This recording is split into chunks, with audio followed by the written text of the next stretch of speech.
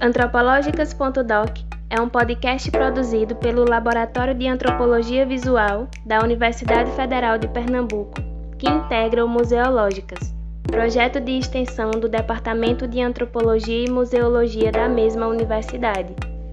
Antropológicas.doc é uma interseção entre formas de documentários contemporâneos, as realizadoras e realizadores que as produziram e a análise antropológica, visando propor uma reflexão sobre as dinâmicas produtivas destes materiais fílmicos.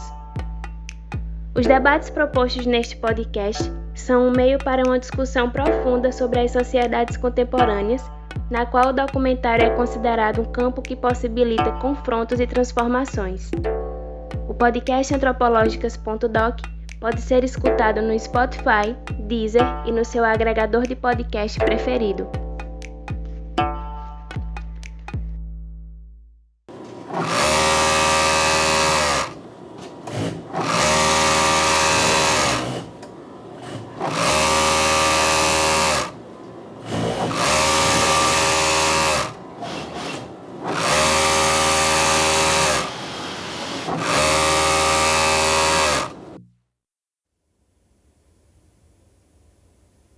Decido cortar o som.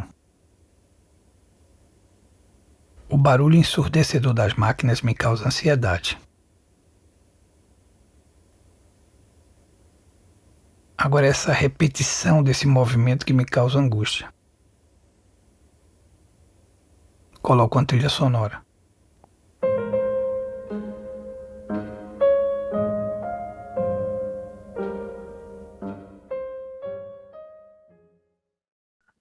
Sejam bem-vindos a mais uma edição do podcast Antropológicas.doc. Eu sou João Ribeiro, estudante no programa de pós-graduação em Antropologia da UFPE, e estão aqui comigo os colegas Igor Holanda, Walter Andrade, Diego Oliveira e o professor Alex Vailate. Nesta edição, o diretor Marcelo Gomes conversa conosco sobre o processo de produção e gravação do documentário Estou Me Guardando para Quando o Carnaval Chegar. Esse filme se passa em Toritama, cidade no agreste de Pernambuco, considerada a capital do jeans, e tem essa cadeia produtiva e a relação dos personagens com ela sendo investigada. Vocês acabaram de ouvir um pouco da paisagem sonora que integra o filme. Marcelo, primeiro, muito obrigada por aceitar o convite e participar do nosso podcast. Então, Marcelo, o filme começa a partir de uma memória emocional sua, da Toritama que você conheceu ainda criança, dos silêncios, das paisagens, das pessoas que viveram ali e que habitaram a sua memória. Ainda sobre o som, você sentiu que esses ruídos, de alguma forma, violentaram essas suas lembranças? Ou, assim, em que momento, durante as filmagens, a repetição de movimentos, de ruídos, tornou-se natural com o tempo para você, se é que isso chegou a acontecer, assim como é para os personagens. Obrigado, Janine, obrigado a vocês todos pelo convite. Você falou de paisagens sonoras, né? Eu acho que a gente pode começar por aí, né? Porque cinema é som e imagem, e muita gente esquece isso, e o som é tão potente quanto a imagem, né? Talvez até mais, né? Porque o som é tridimensional numa sala de cinema, e a imagem é bidimensional, né? E, além disso, o som, para nós que trabalhamos com filmes de baixo orçamento, ele é mais barato, né? Então, eu acho que é uma arma criativa muito potente para nós, né? Trabalhamos com filmes de baixo orçamento. Então, nos meus filmes, as paisagens sonoras são muito importantes. Eu transformo essas paisagens sonoras em dramaturgia, em narração, né? E no Estou Me Guardando não foi diferente. E, além disso, tem um elemento que é muito importante, porque é um filme que fala de memória, né? E a memória da paisagem sonora que eu tinha quando criança do Agreste é uma memória completamente diferente do que o Agreste é hoje, né? Eu, inicialmente, não ia participar do filme como narrador. Primeiro que eu detesto a minha voz. E eu acho que essa questão de narração só deve existir quando o narrador tem alguma coisa, alguma camada de narração emocional, informativa muito potente para ser um narrador do filme, né? Porque senão pode virar egotrip de diretor que quer ser o narrador do filme. No meu caso, eu posso contar rapidamente a história como foi. No filme, tem um momento que eu filmo os jovens dançando hip hop. Eles estão cantando uma música do Racionais MC. E é muito curioso, porque a gente estava filmando aquela cena e era exatamente 6 horas da tarde. E 6 horas da tarde começou a tocar o sino da igreja e eu vi de longe uma rádio tocando Ave Maria, o Ângelus. E eu falei para o meu diretor de fotografia, nossa, eu me lembro tanto desse momento quando eu era criança no Agreste. Porque era aquele momento que começava a escurecer, tocava o Ângelus e tudo se cobria com melancolia, com um silêncio. Né? E depois do outro vinha a noite. Né? E eu comecei a contar isso para ele. E olha, agora a gente está na frente de uns jovens dançando hip hop, com a música alta. E ele falou para mim, Marcelo, isso é magnífico, isso tem que estar no filme. E só você pode dar essa contribuição para o filme. Né? Então foi por conta dessa paisagem sonora do presente que eu fiz uma contraposição com a paisagem sonora do passado, que veio a ideia de eu ser o narrador desse filme. Né? Então, a questão da sonoridade começou a ser um elemento muito grande no filme, muito importante, dentro da narrativa. E não é à toa que o momento que vamos dizer que o público toma mais uma surpresa, porque é muito bacana quando a gente surpreende o espectador, né? É quando o som do filme vai embora. No momento onde eu estou numa facção, que é o lugar onde as pessoas trabalham, que se chama facção, que é um nome maravilhoso, que não foi dado por mim, mas está lá no filme. E aí eu começo a filmar alguém fazendo aquele trabalho repetitivo, repetitivo, repetitivo, e de repente eu tiro o áudio, porque aquele áudio estava me deixando louco. E eu queria dar essa sensação exatamente, né, para as pessoas. Né? Outro momento é quando eu estou filmando um rapaz almoçando, que ele está comendo, que é o intervalo, e ele come debruçado na máquina de costura, e tudo fica em silêncio em Toritama, porque é a hora do almoço. E aquilo, de novo, me remeteu ao Agreste da minha infância, que tinha aquela paisagem sonora, que agora Toritama só tem no horário do almoço, no intervalo. Então, foi muito curioso você falar de paisagem sonora. O som é algo muito importante nesse filme, seja no verbo, né, dos espectadores e suas histórias, dos personagens, desculpe, suas histórias, seja na comparação onde o que era a paisagem, né, sonora do Agreste no passado, o que é hoje em dia, seja levantando a questão da poluição urbana de Toritama, que é algo quase insuportável até para o espectador, né, e também para o realizador, quando está fazendo o filme, e eu coloco isso no filme. Né, eu fico muito feliz quando eu apresento o filme e as pessoas falam, nossa, naquele momento, antes de você cortar o som da máquina, eu quase saí da sala, porque eu estava ficando completamente atarantado com aqueles sons das máquinas. Eu não estava aguentando mais aquele ruído, e aí você corta aquele som das máquinas. Eu me senti aliviado. Eu pensei até que era um erro do projetor, da projeção, que tinha cortado o som da sala. Mas eu senti exatamente a mesma coisa que você sentiu. E é muito maravilhoso quando você consegue compartilhar emoções dentro de um filme, com o espectador. Isso vindo através do som, não só da imagem. Né? Como eu disse inicialmente, a partir da minha conversa, cinema é só imagem. E, de novo, a sonoridade também das músicas estão lá presentes. Né? As músicas que as pessoas escutam viram trilha sonora, né, do filme. Então tem a sonoridade, o verbo, o ruído da cidade no passado e o ruído hoje em dia. Né? Tem aquele momento que eu reconstituo o que era o sertão da minha época, que era só os bodes caminhando, né? E o Ângelus tocando, e contraponho aquilo exatamente com o momento do Racionais MC. Né? Eu trago aquelas duas paisagens sonoras para junto do filme, e a partir daí vem minha reflexão sobre o Agreste da minha época e o Agreste de hoje em dia. Então, o som é um elemento narrativo muito importante dentro desse filme, e ele percorre o filme todo, né? E acaba com o som daquela máquina de lavar jeans, né? Que eu falo que é a roda da vida, que vai girando, girando, girando, né? É a Roda Viva, que é outra música do Chico Buarque. Eu usei, estou me guardando para quando o carnaval chegar do Chico Buarque, mas eu podia também usar a Roda Viva, né? Porque é a roda da vida, o tempo girando, o mundo girando e a vida daquelas pessoas girando.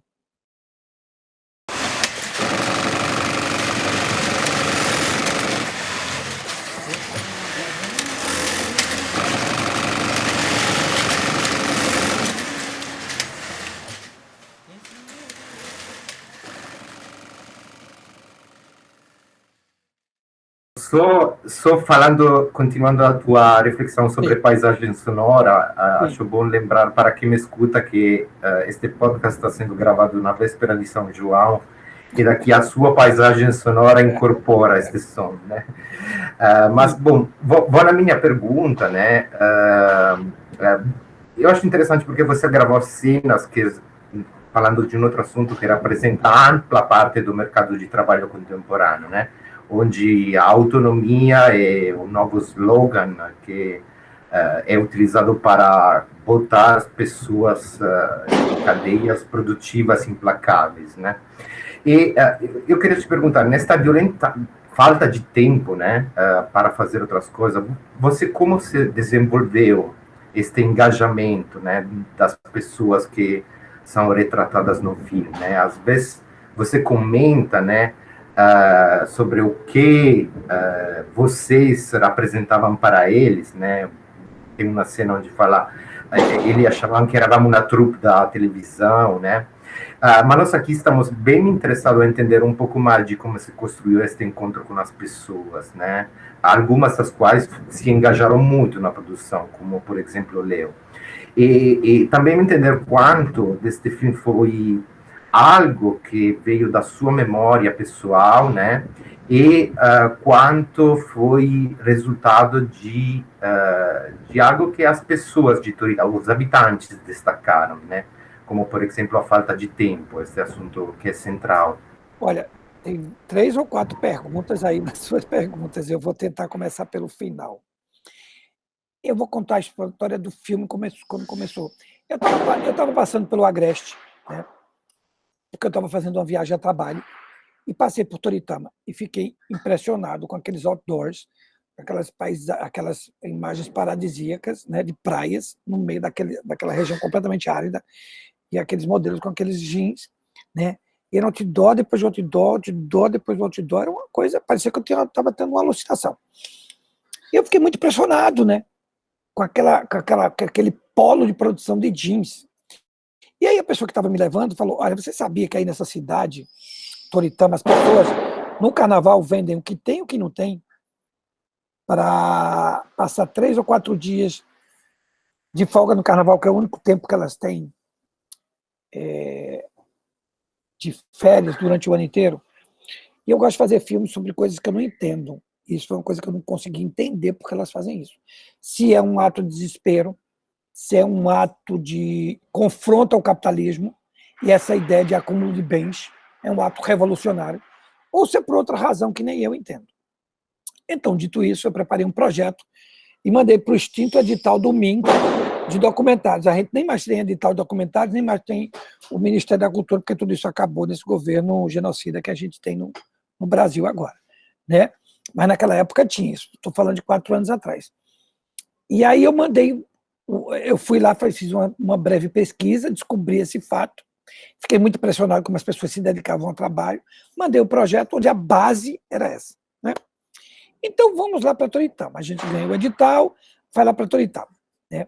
E quando eu chego em Toritama, eu levei uma rasteira maravilhosa, porque assim, primeiro, quando eu cheguei lá, eu olhei para aquilo e falei, gente, isso parece a Inglaterra há 150 anos atrás, na época da Revolução Industrial. As pessoas só fazem trabalhar. Só fazem trabalhar. Que horror! Parece porque eu dei uma volta ao tempo. Isso não existe. Como é que essas pessoas trabalham dessa forma? E aí eu comecei a conversar com as pessoas, construí uma intimidade com elas, expliquei para elas que eu queria fazer um filme sobre Toritama. Era a primeira vez que alguém estava em Toritama fazendo um filme. E elas falaram, você vai falar bem ou vai falar mal?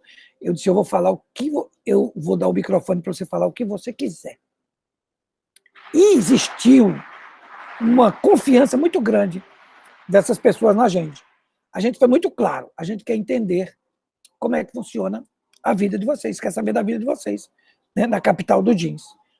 A gente quer fazer um filme sobre isso. Aí elas falaram, eu posso dizer tudo que eu quero, e aí eu falei, vocês podem dizer tudo que vocês querem. Eu não vou interferir em nada. Surgiu essa confiança a partir disso, a partir dessa conversa. E eu contei para elas também a história da minha vida, tudo. Lógico que de vez em quando surgiam desconfianças. E a gente tratava de resolver essas desconfianças. E elas, tudo bem. Então eu vou falar para você, olha, eu adoro o meu trabalho. Eu acho incrível trabalhar 15 horas por dia. E eu ficava impressionado com aquilo. Mas, ao mesmo tempo, feliz, porque eu acho que cinema é sobre singularidade. Né? Cinema é você descobrir algo que é singular. E algo que é singular é você chegar num lugar onde as pessoas trabalham 15 horas por dia e falam que eu sou muito feliz com a minha vida. Então, isso foi um choque para mim. Foi um choque. Eu pensei que eles iam falar tudo, menos aquilo. E essa afirmação se repetia nos outros entrevistados. Eu falei, tá aí alguma coisa muito especial. Primeiro, cinema nunca foi em Toritama. Então, é o primeiro documentário que se faz em Toritama. Segundo, eu pensei que essas pessoas iam falar que a vida delas é um horror e elas estão felizes. E de onde vem essa felicidade? Da ideia do ser autônomo. Que elas, nessas facções, que são essas fábricas de fundo de quintal, elas se acham dona do seu próprio tempo. Elas acham que elas manipulam o próprio tempo, porque elas não têm um patrão, né? E elas são donas da sua própria vida. E por isso são felizes. Né? E aí, eu fiquei completamente impressionado com aquilo. Toritama, que para mim parecia que era o passado, eu comecei a olhar Toritama como se fosse o futuro, onde nós, no futuro, seremos uma grande Toritama. Ou seja, com essa ideia que somos seres autônomos, que somos donos do próprio destino, a gente começa a responder e-mails às 5, 6, 7, 8 horas da noite, 9 horas da noite. A gente não para de responder questões de trabalho no WhatsApp. A gente, com as redes sociais, está trabalhando o tempo inteiro. A gente não mais tem tempo de trabalho. E agora, com a pandemia, ficou isso muito mais claro. As pessoas estão cada dia mais exauridas do trabalho. O trabalho tomou um espaço na nossa vida que é maior do que a nossa própria vida.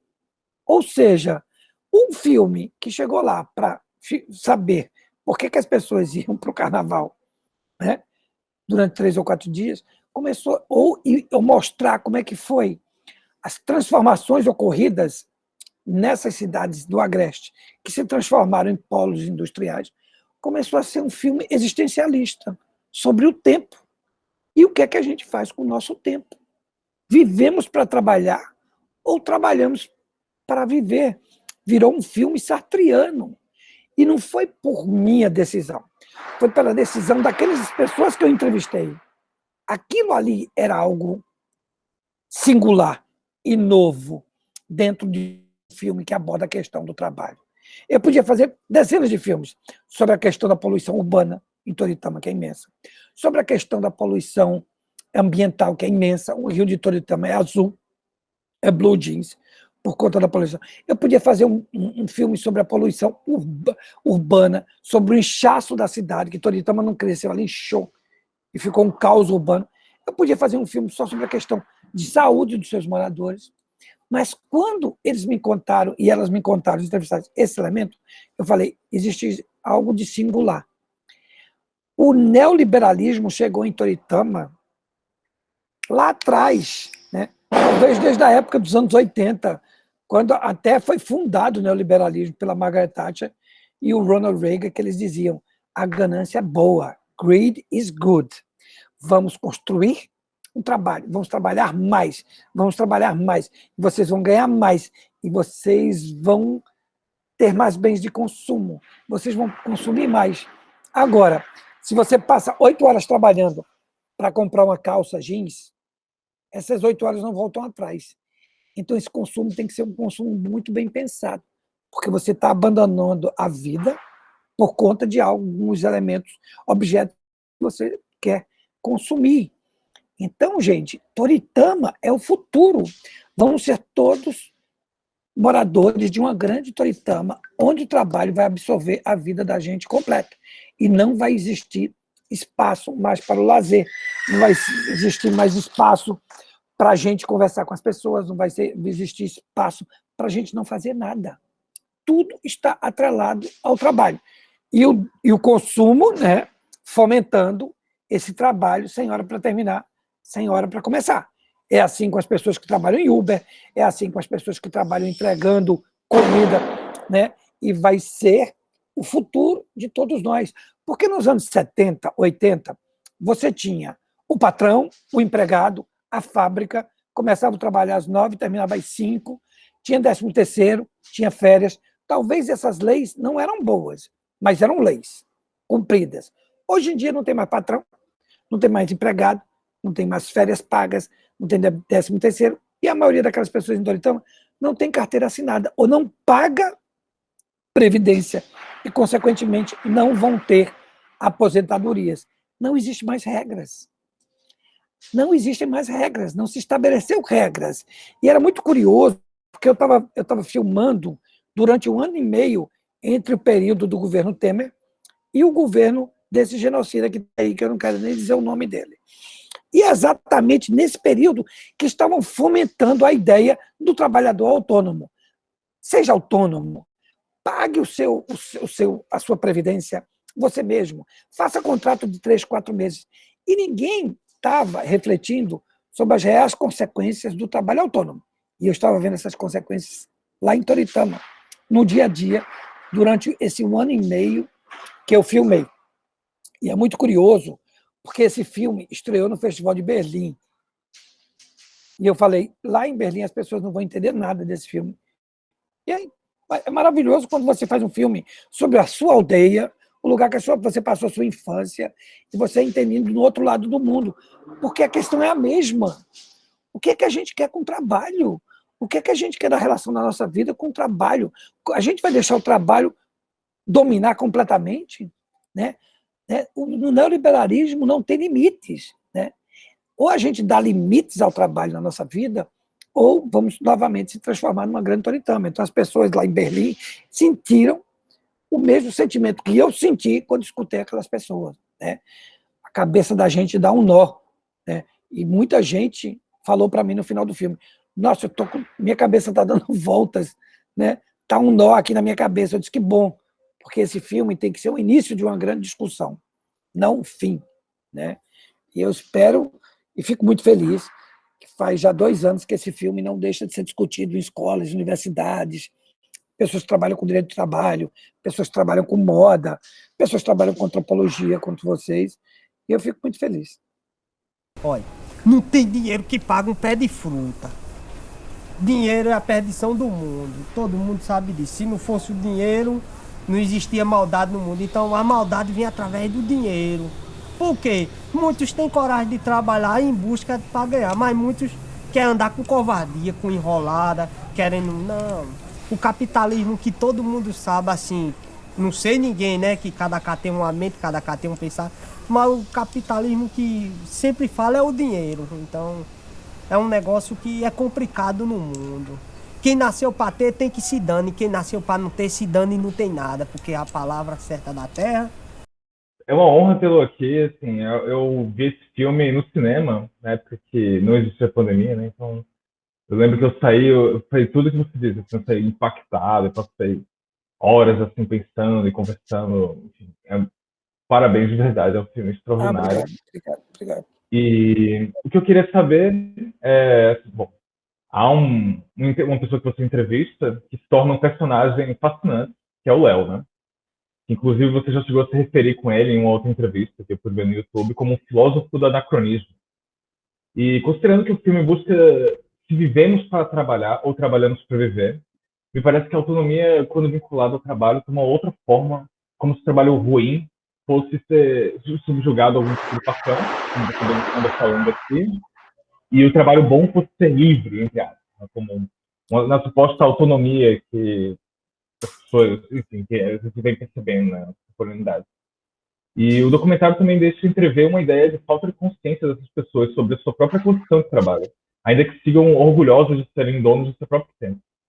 E eu gostaria de saber que você falasse um pouco da autoexploração dos corpos em contrapartida da percepção das pessoas que elas estão apenas trabalhando. É uma loucura, né? Essa a questão dos corpos úteis, né, que fala o Foucault, né? Eu lembrava muito disso. Mas tem uma coisa que você falou, que é a questão da consciência. Elas têm consciência de que elas estão auto se explorando. Eu acho que tem um elemento também que eu acho que é muito importante aí, porque indústrias como essa, né, que estimulam o trabalho autônomo, que fazem você trabalhar 14, 15 horas por dia, todos os dias, existem lugares onde a precariedade do trabalho é grande e a miséria é grande, né? Jamais você teria uma fábrica como essa numa cidade na Suíça, né? Agora, em Toritama é possível, porque não existe outra opção. O lugar é pobre, é seco, né? Com essas mudanças, os câmbios climáticos, o Agreste virou quase o sertão, a continuidade do sertão. Então, a maioria das pessoas que viviam de agricultura não plantam mais porque não chove bem. Outras pessoas que viviam do couro, da produção do couro, também não produzem mais, porque também o couro ficou muito caro e ninguém usa couro. Então, existia um monte de gente desempregada lá, onde a única opção era trabalhar com giz, né? E outra coisa, no dia que essas pessoas tomarem consciência e exigirem um trabalho mais digno e um valor para o seu trabalho mais digno, essa indústria vai arrumar as malinhas dela e vai para outro lugar, seja em Bangladesh, seja na China, seja onde tiver uma mão de obra barata, porque esse neoliberalismo não tem nenhum afeto com essas pessoas. Eles estão a fim de produzir riqueza, né? Então, eu acho que tem uma coisa anterior à consciência, é a falta de possibilidades, né? Falta de opções dessas pessoas. Ela não tem antes, né? E muitas pessoas que moram no sertão, que estão desempregadas, migram para Toritama, né? Tem uma mulher até que diz que Toritama é uma São Paulo. E é mesmo, tem gente que vai sair do sertão e de outras regiões do Nordeste vão trabalhar mais. Então, em nome dessa escassez de trabalho, vem a exploração, né? Então, é muito peculiar que essa indústria esteja lá em Toritama, né? Uma região muito pobre, né? Eu acho que isso é uma questão bem importante a gente levantar. Outro fato que eu acho que é muito interessante é a questão que você falou do Léo, né? Como encontrar personagens. Bom, o diretor tem que ter tem que acreditar muito na sua intuição. E eu já fiz muitos trabalhos de entrevista de desvendar personagens. Eu acho que tem um elemento, de novo, a singularidade e a forma como você constrói sua subjetividade e a forma que você fabula sobre a vida. Eu acho que são os elementos importantes na hora de você descobrir um personagem. E nesse dia eu fui ali filmar as pessoas trabalhando, fazendo aqueles spray que eles colocam, são super tóxicos.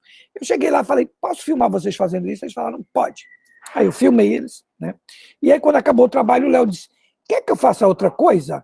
Quer que eu limpe os jeans para você filmar? Se você quiser, eu faço outra coisa. Eu faço de conta, porque vocês gostam de filmar coisa assim, não é isso? E eu fiz, como é seu nome? Ele fez, Léo. E meu nome é Trabalho, meu sobrenome era Extra. Eu falei, essa frase é fantástica. É impressionante. Eu falei, gente, aí tem alguém que fabula o cotidiano. E o documentário é isso, né? É você fabular sobre o cotidiano. Eu falei, Léo, a gente vai voltar aqui para filmar você. Ele falou, tudo bem. A gente chega lá, depois do almoço, um dia, Léo estava dormindo. Eu falei, gente, isso é um presente para o diretor, né? E aí a gente filmou ele dormindo. O cara que vive dizendo que só vive para trabalhar, a gente vai filmar ele dormindo, né? E é maravilhoso isso, que é um presente, porque a questão do acaso, num documentário é muito importante. Eu acho que todo dia eu rezo por Deus acaso quando eu estou fazendo um documentário. Agora, a gente tem que entender muito o acaso, porque o acaso acontece todo o tempo.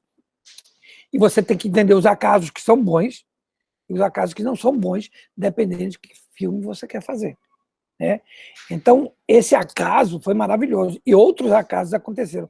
Mas o que eu acho mais bonito é que o Léo, quando a gente deu a câmera para o Léo e outros personagens filmarem o carnaval deles, que foi uma decisão que a gente tomou num processo, que a gente invadiu a vida inteira, a vida deles, o cotidiano deles, filmando, na casa deles, eles trabalhando. Eu falei, gente, agora no carnaval vai nós de novo, 5 pessoas na casa deles, filmar o lazer dessas pessoas, interferir, se a gente der uma câmera para cada um. Né? Então, a gente fez um cursinho de 3 ou 4 dias explicando para os entrevistados como usar a câmera, né? Ensinamos e falamos, vocês filmam o que quiserem, o tempo que vocês quiserem. E cruzamos os dedos, é sexta-feira de carnaval. A gente pensou, porque pode roubar a câmera no carnaval, pode quebrar, pode jogar cerveja em cima da câmera, pode não filmar nada porque deu preguiça, pode acontecer várias coisas, né? E aí, na quarta-feira de carnaval, a gente ligou para as pessoas e estavam lá 12 horas de material filmado. A gente convidou 5 personagens, né? Para escolher depois as imagens. Essas 12 horas eu posso fazer uma série para Netflix, porque são 12 horas de material maravilhoso, magnífico, que essas pessoas filmaram.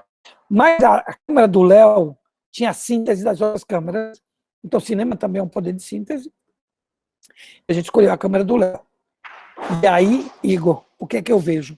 O Léo filmou uma pessoa dormindo, assim como eu tinha filmado ele dormindo. E eu achei isso muito magnífico. Existia um diálogo cinematográfico. Parece que ele estava dizendo para mim, olha, você me filmou dormindo, agora eu estou filmando uma pessoa dormindo aqui numa rede. Estava lá um velhinho filmando na rede. Então, foi magnífico, foi magnífico. Foram surpresas e acasos todos muito bem-vindos. Agora, voltando à questão. Quem me ensinou o caminho das pedras foram as entrevistadas e os entrevistados que eu descobri.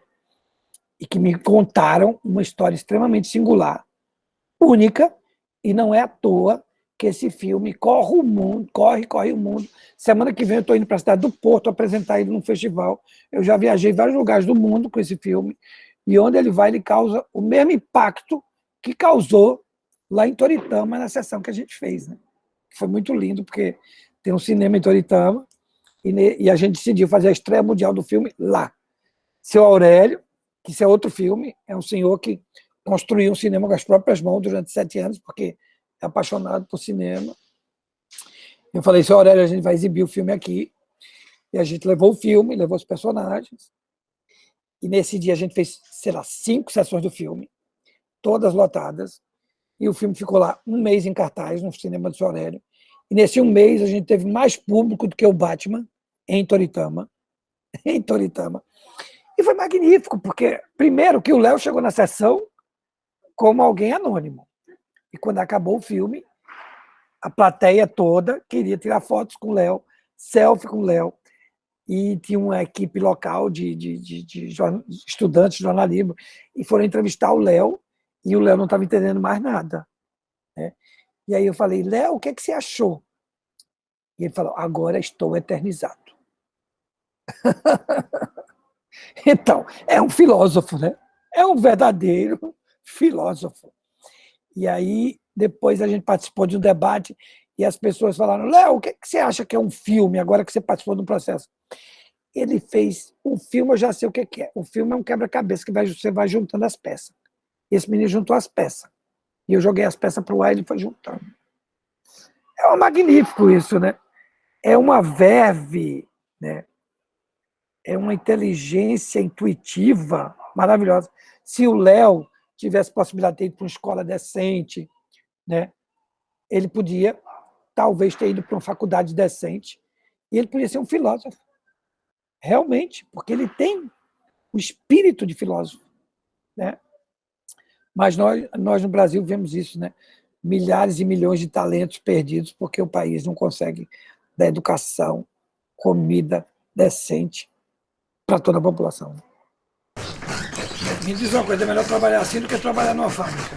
Ô, senhor, aqui eu ganho mais do que trabalhando em carteira assinada. A carteira assinada, o salário é aquela mesma coisa. Show e faça sol. E aqui não. Aqui nosso salário quem dia é a gente. Tanto faz como eu receber 1.500 na semana, eu receber 2, 3, vai depender da minha trabalhada, né? Em compensação, você não tem seus direitos trabalhistas, entendeu? Aí é daquele lado, né? É bom por uma parte e por outra não é. Porque se ó, dinheiro é bom demais, mas se a pessoa descer o olho nele, a pessoa não enxerga mais nada não, só o dinheiro. Você já adiantou um pouco da Eu pergunta, falo mas a demais, gente tá vendo? queria... Eu já emendo Não, a mas isso pergunta. não, mas isso é ótimo. Eu só vou reforçar ela um pouquinho porque a gente remonta no Tá. final, no produto final, e também para a gente explorar mais algumas questões, porque para a gente que é da área de antropologia, o processo de recepção, dessa troca que você está partilhando tanto nesse episódio, é muito importante. E a gente queria, Tá bom. por fim, tentar aprofundar um pouquinho dessa questão. Então, a gente queria saber um pouquinho de como está agora o cenário da pandemia lá em Toritama, se você tem alguma noção, alguma informação sobre isso, e também se você ainda aguarda contato com o Léo, com algum personagem, alguma pessoa importante do filme.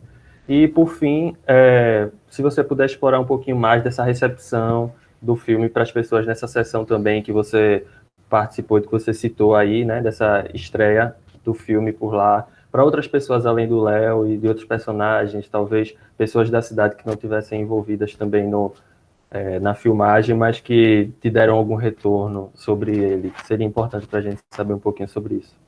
Vocês são fogos, vocês fazem 3 perguntas por vez, juntas assim, vai eu me lembrar. Então vamos um de cada vez. Começando pela última. A última é como é que foi a recepção das pessoas. Algumas pessoas gostaram, outras não gostaram, outras falaram para mim, olha, a realidade da gente é muito pior do que essa. Outras disseram, você realmente retratou a nossa realidade. Os entrevistados e as entrevistadas falaram, eu queria ter aparecido mais. Eu apareci pouco, a entrevista foi grande. Né?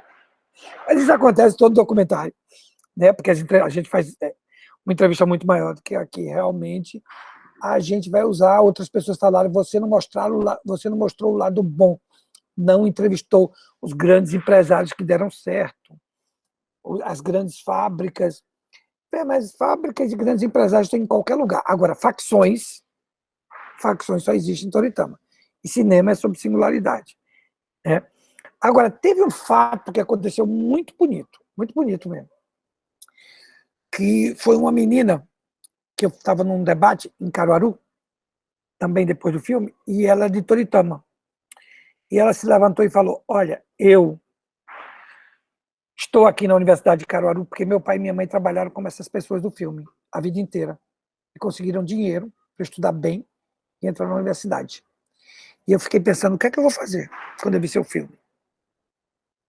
E aí eu decidi que eu peguei uma cópia do seu filme e aí eu exibo em todas as escolas de Toritama. Porque talvez eu vou abrir consciências de pessoas. Né? Vou construir consciências de jovens e de crianças e elas não vão repetir o erro dos meus pais. Eu falei, nossa, cinema não mudou o mundo, né? Mas é emocionante você ouvir isso, né? De uma verdade ou de outra, de uma forma ou de outra, o cinema cutuca, a gente diz no Brasil, lá no Nordeste, cutuca consciências, né? E foi magnífico, acho que foi o melhor presente que eu podia ter enquanto cineasta, foi o depoimento dessa menina lá de Toritama. Aí a outra pergunta sua era... Se você ainda aguarda contato com o Léo ou com alguém que participou do filme. Então vamos lá. Essa é uma grande questão, porque é o seguinte. Quando começou a pandemia, eu e a Karina Nobre, que foi minha assistente de direção, que sempre todos os contatos com os entrevistados sempre foi quem fez ela, ela foi uma pessoa muito atuante no documentário, minha assistente, a Karina Nobre. Falei, Karina, o que é que vai ser dessas pessoas nessa pandemia? A gente ligava para as pessoas, procurava saber, histórias mil acontecendo, muito desemprego, gente passando fome, tudo. E aí a Karina decidiu colocar um projeto na Audi Blanc, né? Que este ano não vai ter carnaval, que é exatamente o que aconteceu. A partir disso, ela investiga o que está acontecendo com aqueles personagens e aquelas personagens com a pandemia. A gente desenvolveu esse projeto e ela escreveu o roteiro e agora estamos pretendendo captar dinheiro para fazer um documentário, uma coadireção entre a Karina e eu, que seria, este ano não vai ter carnaval. Essa é a ideia. Onde a gente conta exatamente o que aconteceu na vida dessas pessoas. E são histórias muito impressionantes, mas que, de uma forma ou de outra, é um microcosmo do que aconteceu no Brasil. A questão do negacionismo, a questão das mortes, a questão do desemprego, a questão de, nesse momento, é que você vê como é importante o SUS, como é importante a participação do Estado e não da iniciativa privada, porque é o Estado que vai ajudar essas pessoas no momento de pandemia. Mas eu não quero adiantar muito para não tirar a surpresa do que vai ser esse novo documentário. E a outra pergunta, qual era? A outra era, você basicamente já respondeu, Sim, juntando essa, porque era a situação da pandemia em Toritama, se você tem alguma Eram noção. coisas loucas, pessoas vendendo jeans da estrada, escondido, para sobreviver, mas ao mesmo tempo descumprindo. Outras pessoas sendo abandonadas pela família porque estavam com Covid. Umas histórias muito cruéis. Mas o que a gente vê é a extrema falta de solidariedade nesse momento. Né? É um salve-se quem puder, que reproduz exatamente o salve-se quem puder do dia a dia do trabalho, porque é uma facção brigando com outra para ver quem vende mais, né? Aquela disputa pelo mercado, e quando você vê um momento tão importante onde se deve construir a solidariedade, mas como não se construiu antes, porque não existe uma comunidade, né? Não existe o senso de comunidade em Toritama, está todo mundo preocupado com o trabalho é tudo, trabalho é mais do que tudo. Quando vem o momento da pandemia, as pessoas simplesmente não sabem o que fazer e não sabem ser solidárias. Né? Então, eu acho que isso que aconteceu em Toritama é muito a repercussão do que aconteceu com todos nós do Brasil. Né? O Brasil virou uma sociedade individualista, né? Um capitalismo selvagem, né? Com bases muito pouco sólidas. Quando vem essa pandemia, é a lei do mais forte e salve-se quem puder. Né? E unido a isso, um governo genocida que promove tudo isso. Mas é muito curioso, assim, está sendo entrevistado por vocês, que são antropólogos e antropólogas, né? Porque, cara, é muito impressionante o que está acontecendo lá no Agreste, né, em termos de antropologia, né? E existiam teses de pessoas que trabalham nas ciências sociais que me ajudaram muito, né, nessa investigação. Uma foi da Sandra Ribeiro, que é muito legal. Outras pessoas tinham feito outras investigações na área de ciências sociais lá, muito bacanas, foi muito importante. Né? Eu acho que eu sou um antropólogo frustrado, porque eu acho que sempre meus filmes têm uma veia antropológica muito forte. Não sei se é porque eu li o Lévi-Strauss muito cedo na minha vida. E desde quando eu fui fazer Cinema Aspirinas de Urubus, que era meu primeiro filme, esse encontro de alteridades diferentes, eu já tinha lido o Lévi-Strauss. Eu acho que eu fiquei com esse sentimento que eu sou um antropólogo frustrado e incompetente, né? Mas eu gosto sempre de colocar o ser humano